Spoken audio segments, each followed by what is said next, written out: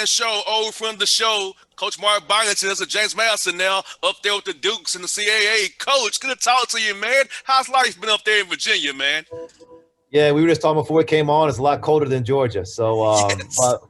but when you're winning, it makes it warmer though. So we can wear coats and things like that, and we've gotten off to a good start in the CAA, and we're trying to build a program up here. So it's my first year trying to get this thing going, and I really like these guys, and we're in February now. Everything's going real quick this year. Man, Ted, we talked about this in May. Tell us about your journey from when we talked in May until now. How has it been, man? Because it was kind of COVID, kind of lockdown. It was kind of, we were hoping it was going to loosen up, but it never really did, man. And we didn't know nobody was going to have basketball. So tell us about your journey from when we talked in May until now, man. Yeah, definitely unique. So, I brought in 8 new guys on this team, and they never came to campus until end of July. They never saw the place. They never met me. So they show up, and it's kind of like, all right, let's start trying to form a team.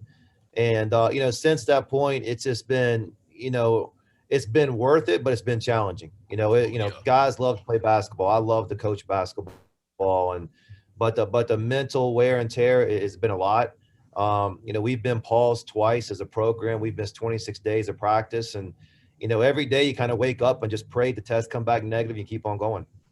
And like this weekend, you had an opponent, William and Mary, off the weekend, and they got to play a game on course next Tuesday. But the fact that you was planning on playing William and Mary, and now they're postponed. So being flexible has to be the key for this year. Like you never know what's going to happen day to day. Just enjoy the day. Like beat Elon last night. Enjoy that win because you never know what's going to happen the next day. Yeah, if you get a chance to play, I told the guys, let's appreciate it and let's go all out, because you just don't know when you're going to be stopped, and or when somebody you're about to play is going to be stopped. And this is crazy. So we've had 6 series. We're playing Saturday, Sunday in the CA this year, back-to-back games. We've had 6 series this year. Our first 6, 5 of the 6 have been postponed. Wow. And so the only one that went off is the one we played in Boston against Northeastern. Every other time, we've been scrambling, trying to find games, put them midweek, put them here, put them there. So we're just trying to play. But yeah, like you said, you just don't know. So if you get a chance to play, you better enjoy it, win or lose. I talked to a coach the other day, and he said, "Would you rather have a game postponed or lose?" And I said, "You know what? I'd rather lose a game than have a game postponed, because at least I know we got a chance to try it." Most definitely. And you say you had 8 new guys, and you got some great young talent.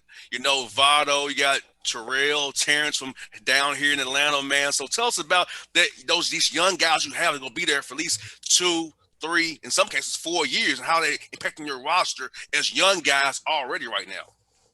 Yeah, you see across college basketball, freshmen aren't making as big of impact this year because of COVID and the situations they had to deal with. So they didn't get summer to be able to come lift weights and get used to practice in school, and they didn't get the exhibition games and scrimmages and things like that. And I think with those 3 guys, they got thrown in quickly just because of their talent level. They got thrown in quickly because I like what they stand for. They're all tough, competitive guys. Basketball is really important to them. So we brought in a lot of new guys, but those 3 have really stood out and got a chance. And all 3 of them have started at separate times. 2 of them are still starting, but they're our future. And, I like the fact that we're building upon them because they're the right type of guys. No doubt. And I'm looking at your stats, and I'm like, wow, you're playing these young, giving them key minutes in key situations. It's going to be so valuable for them next year and down the road, because I feel like, Mark, you're going to have a great team because these guys you got are some ballers, man. They really love the game, and you coaching them up the way you do. I feel great about your chance at CAA. They may be scared of the Dukes here real soon. Well, I don't think anybody's saying that. Yeah, we're still trying to build it up. This is at the very beginning, so we're trying to get good. No doubt, man. And so let me ask you about this for us, putting stuff in, because guys wasn't around you for a long time. So I know your system, how you coach it. So how was trying to bring them along slowly with the COVID protocols in Virginia, keeping everybody safe. But I was trying to teach them at the same time so don't overwhelm the guys who are all new to you and the University of James Madison, because they're all like, oh my God, I'm new. This is all weird to me. So how was that for you guys? Yeah, a lot of things that we're teaching is the X and O stuff's one thing, but we teach a lot of things, or even X and O, that I want guys to be aggressive and I want them to make plays. And we kind of emphasize these things over and over again. And so with our style, there's a lot of read and react to it. there's a lot of fluidity to the way we play. We're playing fast. When I was down there at Georgia Southern, we were always one of the top teams in the league in scoring, top in the nation. And up here, we're leading the league in scoring points per game. And I think the big thing that's kind of been, reason why we're having success is not because of the points we're scoring, but because of our buy-in on the defensive end. Oh And yes. and that's easy for guys to be able to, see the points getting per game. But, we just had a night last night where, our two leading scorers, Vado Morris and Matt Lewis, were 4 for 20 combined from the field, and we still won the game by 20 points. It's because kind of our depth, but really our defense. Most definitely, because that's what y'all got to tell young guys. No matter what, if you defend and bring energy and effort, you can win games. Because the ball's like, it's always gonna be make or miss. Some nights you're gonna miss. So if you defend and play hard as you can, you'll get the job. Like last night, perfect example. Win by 20 is not your best guy's night. So like you said, just showing them that film of predative, showing them that, building that brain in their mind, that mindset. Man, it'll be so key for your guys as they grow older in your program. Yeah, definitely true. And it takes maturity for guys to be able to understand that. And the other thing it takes sometimes maturity is understanding that to have a good team, multiple people have to sacrifice. And this was funny. I listed on the board. I said, I said, let's list all the players in the world that can win on their own terms, and to pick the terms and be able to win without sacrificing. And I put LeBron James up there, and that was it. As everybody Yes. else going to have to sacrifice. And Yes. because, LeBron's style is so unselfish anyway and kind of team oriented that, he can still win on his terms, but everybody else in the world is going to have to sacrifice no matter how good you are, how talented you are.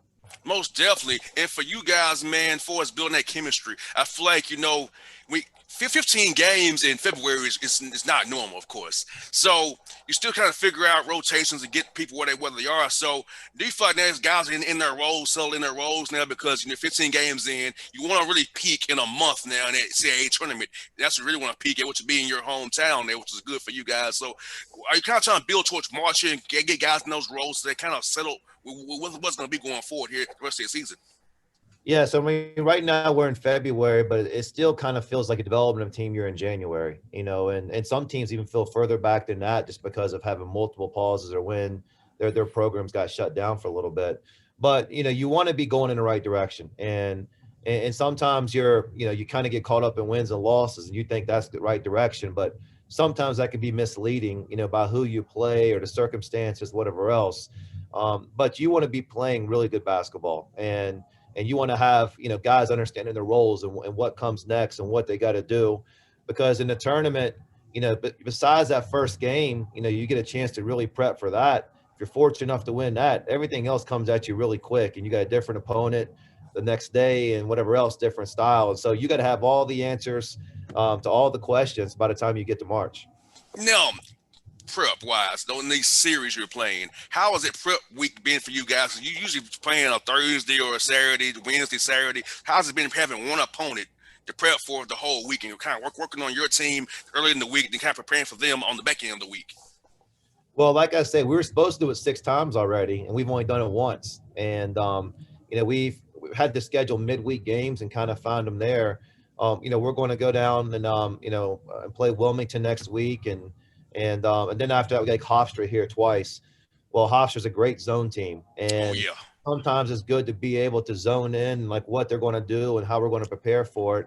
And it's unique. We Northeastern's the only time we did it this year, and they got us the first game. They got us by 9, and it's the mental part of it. How your guys are going to approach coming back, because you can't make drastic adjustments in 24 hours.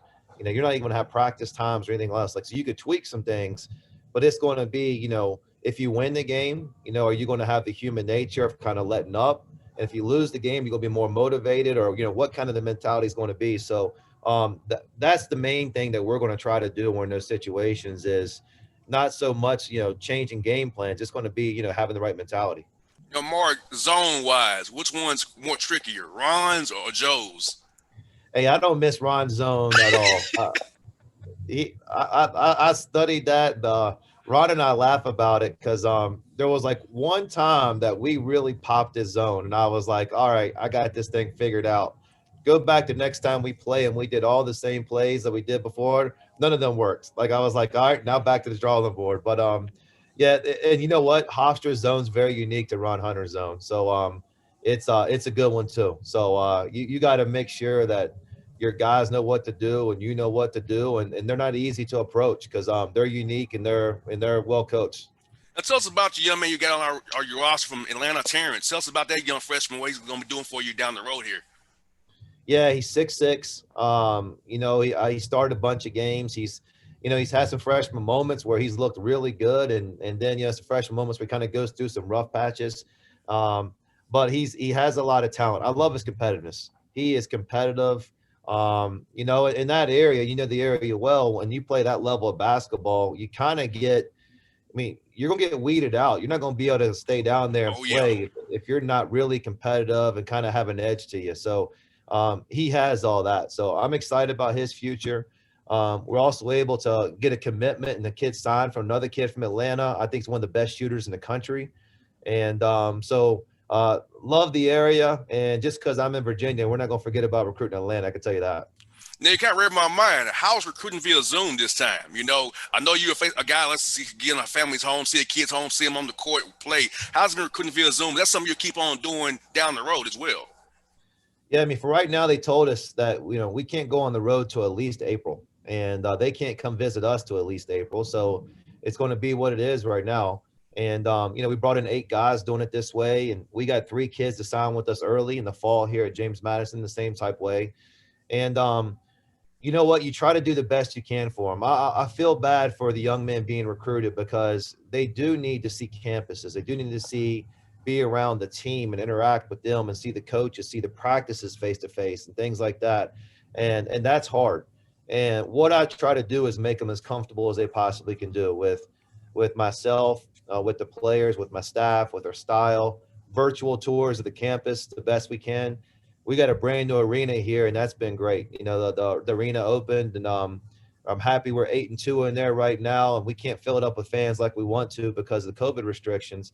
But it's one of the best arenas in the country. So when I show recruits that on Zoom, that really catches their attention.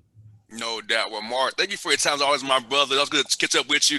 We gotta get you down here in Georgia real soon, man. Tell Josh to play you, man. I know you gotta tell him to play you. Or tell Greg to play you. I want to see you down here again, buddy. Yeah, we were supposed to play Georgia Tech. They were on the schedule, and there was one of the first 2 weeks, and things got postponed. And I want to get back to the area, get down there and play it because we're a recruit there. I want to be visible down there, and so hopefully it's not too long.